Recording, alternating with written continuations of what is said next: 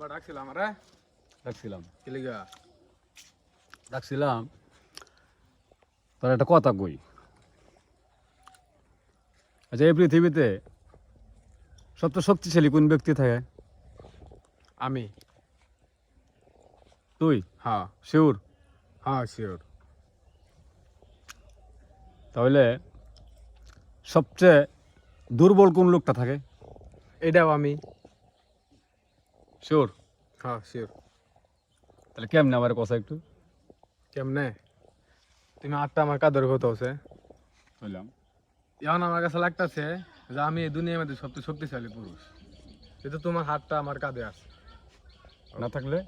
না থাকলে বুঝি যে এই দুনিয়াতে সবচেয়ে দুর্বল ব্যক্তি আমি, সবচাইতে দুর্বল ব্যক্তি আমি।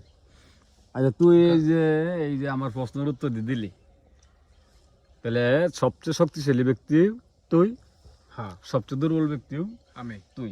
কারণ বাবা থাকা আর না থাকা। হ্যাঁ তাহলে তোর কাছে কি এরকম কোনো আছে যে হ্যাঁ আমি দেখছি একসময় যে একজন বাবা থাকতে তার ছেলে এত শক্তিশালী ছিল, এখন নাই, সে দুর্বল আছে? আছে। কিরকম? আমার একটা বন্ধু আছেন, সে এক সময় আমার সাথে সারাদিনই চলাফেরা করতো, অনেক ঘুরতে পারতো। টেহা পয়সা কোনো হিসাব কিতাব আছেন না, এনে অত খরচ হয়ে গেছে, এনে অত খরচ হয়ে গেছে, 5 টাকা টাকা 20 টাকা ভেঙে গেছে।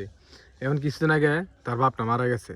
মারা যাওয়ার পরে এখন তো আমি তারে ফোনেও পাই না, কোনোভাবেই তার লগে যোগাযোগ করতে না। সারাদিন এই কাজের ব্যস্ততা, সংসারের চাপ, সব কিছু তার উপরে। আর আমি দেখো তুমি আমার লগে আছো, আমি কোনো কাজ কাম করি না, সারাদিন গড়ি গাড়ি, হ্যাঁ কেউই কিছু করে না আমারে। আর টিয়ার দরকার হলে তোমার চাইতেছি, তুমি টিয়া দিতেছো, মানে একটা অন্যরকমই আনন্দ। তাহলে দুনিয়াটা এমনি চলতেছে? এমনি চলতেছে। ঠিক আছে।